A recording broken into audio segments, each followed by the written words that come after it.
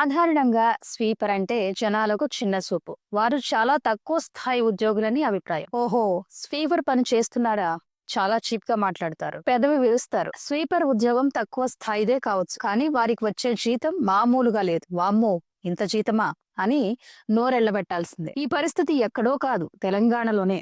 అవును, ఈ రాష్ట్రంలో జిల్లా కలెక్టర్ కంటే స్వీపర్ శాలరీయే ఎక్కువ. చప్రాసి అయినా సరే సర్కార్ నౌకరీయే మంచిది అంటారు పెద్దలు. ఎందుకంటే ఉద్యోగ భద్రత, టైంకి వచ్చే జీతమే ఇందుకు కారణం. ఈ స్వీపర్ నెల జీతం గురించి తెలిస్తే అటెండర్ ఉద్యోగమైనా ఓకే అంటారు. ఎందుకంటే కలెక్టర్ జీతం కంటే ఎక్కువ, నెలకు 2 లక్షల జీతం వస్తుంది. మరి 10 ఏళ్ల సర్వీస్ పూర్తి చేసుకున్న సీనియర్ ఐఏఎస్ ల జీతం 1,50,000 వరకు ఉంటే, సీనియర్ స్వీపర్ జీతం మాత్రం 2 లక్షల వరకు ఉంది. ఈ విషయాన్ని ఎవరో కాదు, సాక్షాత్తు ప్రభుత్వ ప్రధాన కార్యదర్శి సిఎస్ రామకృష్ణారావు వెల్లడించారు. తెలంగాణ విద్యుత్ శాఖలో పనిచేస్తున్న సీనియర్ స్వీపర్ జీతం 2 లక్షల వరకు ఉందన్నారు. ఇలా జీతం ఉండడానికి కారణం వరుస పిఆర్సీలేనని అన్నారు. తెలంగాణలో ప్రభుత్వ ఉద్యోగుల జీతాలు, పెన్షన్ల కోసం ప్రతి నెల 6,000 కోట్లు కేటాయిస్తున్నట్లు తెలిపారు. 2014లో ఇది కేవలం 1,500 కోట్లుగా ఉండేదని ఇప్పుడు 6,000 కోట్లకు చేరిందన్నారు. కేవలం విద్యుత్ శాఖలోనే కాదు, మున్సిపల్ శాఖలోనూ జీతాల మోత గట్టిగానే ఉంది. గ్రేటర్ హైదరాబాద్ లో రెగ్యులరైజ్ అయిన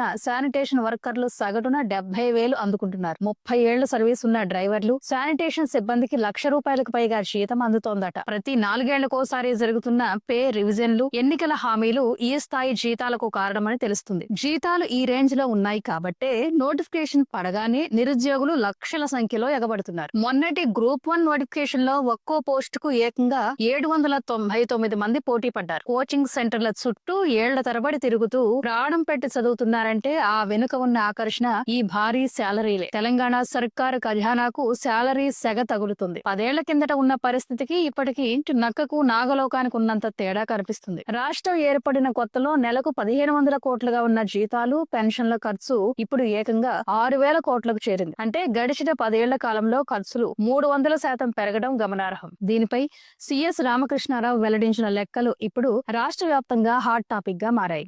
రేవంత్ సర్కార్ ఉద్యోగులకు ఇస్తున్న వేతనాలు దేశంలోని ఇతర రాష్ట్రాలతో పోలిస్తే అత్యధికంగా ఉన్నాయని ఈ గణాంకాలు స్పష్టం చేస్తున్నాయి. ప్రస్తుతం విద్యుత్ సంస్థల్లో పనిచేసే చీఫ్ ఇంజనీర్లు నెలకు 7 లక్షల వరకు వేతనం అందుకుంటున్నారు. ఇది ఐఏఎస్ అధికారులు, రాష్ట్ర గవర్నర్ జీతం కంటే కూడా ఎక్కువే. స్వీపర్ జీతం ప్రస్తుతం సోషల్ మీడియాలో వైరల్ గా మారింది. అయితే అన్ని శాఖల్లోని స్వీపర్లకు ఇలా జీతాలుండవు. కేవలం విద్యుత్ శాఖలోని ఉద్యోగులకు మాత్రమే భారీగా జీతాలు అందుతున్నాయి. అందుకు కారణం విద్యుత్ శాఖలో సంస్కరణలు. రాష్ట్రంలో ప్రస్తుతం కరువు భత్యం ప్రాథమిక వేతనంలో 33.67% ఉంది. వివిధ గ్రూపుల వేతనాల వివరాలు ఒకసారి చూస్తే గ్రూప్ 1 80,000 నుండి 1,50,000 వరకు పై చిలుకు, గ్రూప్ 2 60,000 నుంచి 1,20,000 వరకు, గ్రూప్ 4 ఎంట్రీ లెవెల్లో 35,000 నుంచి 50,000 వరకు జీతాలున్నాయి. రాష్ట్ర ఆదాయంలో సుమారు 45% వాటా కేవలం జీతాలు, పెన్షన్లు, అప్పుల వడ్డీలకే సరిపోతుంది. అయినప్పటికీ తెలంగాణ జిఎస్టిపి 10% కంటే ఎక్కువ వృద్ధి రేటుతో ఉండడం,